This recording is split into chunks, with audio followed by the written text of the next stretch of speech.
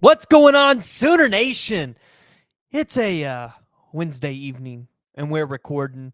We're going to be going on with Jay live later in Cooper over at Unfair Sports. Make sure you guys are tuning in there. But today we have to talk about the keys to success for Oklahoma going into their first year in the SEC and what I think is probably the most important part of this team to improve.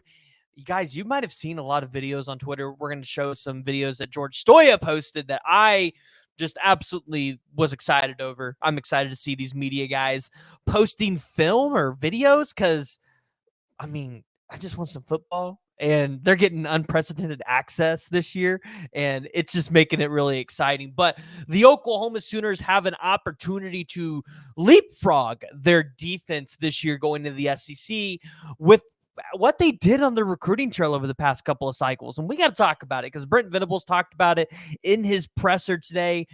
Jay put it in the Discord in text, so I was able to read it out for you guys. So let's just go ahead and dive into it. Make sure you hit that like. Make sure you hit the subscribe button. Trying to get to 8,000 by May, so I want you guys to be a part of it. And then join the discussion. Make sure you guys are jumping in and telling me who you guys think the breakout defensive line player is going to be for this upcoming season. But Brent Venables in his presser today had some really good things to say about Grayson Halton and Devon Sears. He said, I really think that Grayson is going to play his best football since he's been here. He's pushing 295, looks really good. And then you've got Devon Sears. He's playing his best. He's the most improved, probably of all of the group of returning players. And we need him. He's powerful. You know, he's close to probably about 300 pounds. He's got great quickness, really strong at the point of attack, and he's got a heavy hand. And here's what I want to say about this. These are two guys that really didn't make a huge impact for Oklahoma's defensive line last year. Grayson Halton, he's been dealing with injuries on and off. And then just Devon Sears, he just needed a year to really develop and get in the cycle with the Brent Venables defense and Todd Bates. And I'm not going to lie, and this might shock a lot of people. Did you guys know that Devon Sears was the best, in terms of rating from PFF, Devon Sears was the best rated pass rusher on this team last year at a 77.6. Now, the next closest to him was Isaiah Coe.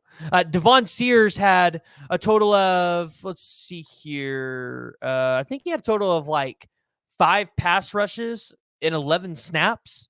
Isaiah Coe had 335 snaps last year. So obviously Isaiah Coe had a lot more to work with, but the little sample size that you got from Devon Sears and then what you're hearing from Brent Venables in practice, that's got to provide some sort of ease for Oklahoma fans that the defensive line is going to get better. Additionally, Grayson Halton. Grayson Halton was third on that list behind Isaiah Coe. Grayson Halton had 91 snaps last year. And Grayson Halton is a guy that, again, when he was in, he was making an impact getting to the quarterback. You're losing Jonah Laulu and Jordan Kelly, but DeJoun Terry, a guy that is coming back, he had a pass rush grade of 59.6. So you'd probably like to see DeJoun Terry do a little bit better there. But when it came to his overall defensive ranking, he was at 76.2. He had a run defense of 82.4. DeJoun Terry played in 306 snaps for Oklahoma last season. So with DeJoun Terry returning, you're excited. You're excited about potentially seeing what's his name? Marcus Strong. Marcus Strong. That's the guy I'm thinking of. Then you've got your freshmen, Jaden Jackson, David Stone, Nigel Smith. And when I look at some of the film or some of the videos that George Stoya has posted, and I know some people might say, well, this is just maybe the offensive line's not that good, because we're going to get those negative Nancy's here in the chat. We're going to get the negative Nancy's that think, well, we're turning over an offensive line. Of course, these guys are going to be able to beat them. But Bill Bedenbaugh has yet to prove to you he's going to put out a bad offensive line. So I have no reason to believe that a guy like Spencer Brown, who has had a tenured career at Michigan State, then Nigel Smith blowing past him, that this isn't the defensive line just absolutely balling out. Because I have a feeling Bill Bedenbaugh is going to have this offensive line ready to go. And Spencer Brown's a really athletic guy. Not to mention, You look at a guy like Grayson Halton, who we talked about because Brent Venables talked about him in his presser. And I believe I heard somebody say, I can't remember on what podcast it was. I think it's like when the defender's pushing the offensive line, it's like 2 to 3 seconds in these drills or in these. It's like they count it as a sack. So this would be Grayson Halton against Eugene Brooks. I know some people are going to say true freshman. Grayson Halton and Eugene Brooks. Eugene Brooks didn't lose a rep in the camps. Eugene Brooks was beating everybody. 5-star defensive lineman, 4-star defensive lineman, and he's out here holding his own against Grayson Halton. But you see Grayson Halton and that speed and that power, this should excite you about both players. Then we go over to Jaden Jackson, and this is probably the most impressive one in my book. Troy Everett, we know he's a good offensive lineman. He's probably going to play center for Oklahoma even after he recovers from an injury. Jaden Jackson's absolutely having his way with Troy Everett. And this was a guy that completely flew under the radar. So you all know that Jaden Jackson was a very, how do I word it? For Oklahoma fans, he was a prospect that everybody was salivating over. Like, oh my gosh, like we got this guy. And then you see him in these settings and you're like, oh, Jaden Jackson really going to go try and tear off Quinn Ewer's head or Jalen Milroe's head. And then we got the coveted 5-star defensive lineman David Stone against Daniel Akinkumi, who is a guy that I believe would have been a 5-star in this class if he would have played in the state of Texas, would have been to a couple more camps, or you just had a little bit more film on him. Daniel Akinkumi is that good. He's going to make himself some money in the NFL. But David Stone, I think this is a guy that he's going to come in, he's going to line up with a DeJoun Terry, a Grayson Halton, a Devon Sears, a Marcus Strong. He's going to compete. He's going to get a chunk of snaps, and you're going to see David Stone living in the backfield. But I say all of this to say this.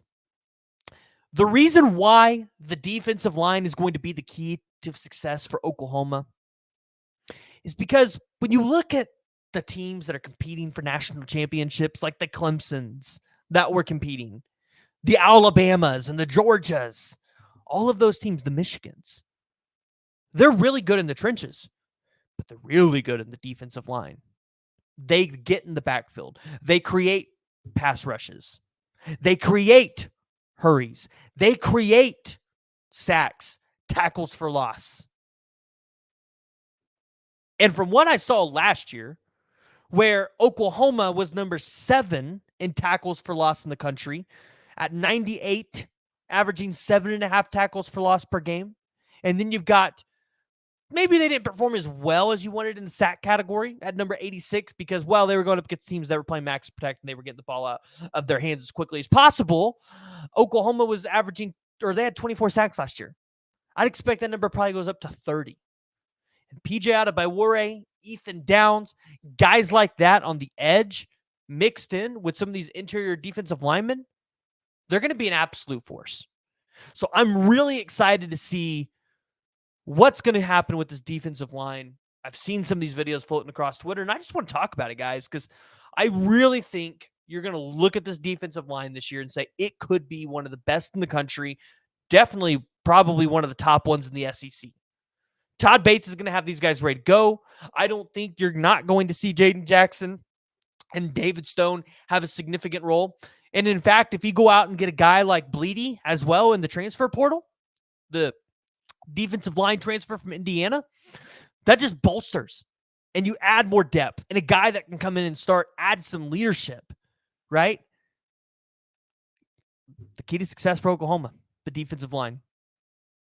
You fix that. Oklahoma's good at that. Everything else is going to fall into place. The linebacker play will be easier. Your cornerbacks and your safeties, the game's going to come to them a little bit easier. Not as much pressure on them to make the plays. If you have the talent, which Oklahoma is starting to get there, and I think they have enough, Oklahoma, their defense will improve. So, guys, if you have not already, make sure you hit that like, you hit the subscribe button, join the discussion, jump down in the comments below. Give me your thoughts on who you think is going to be the breakout defensive line player for the Oklahoma Sooners this upcoming season.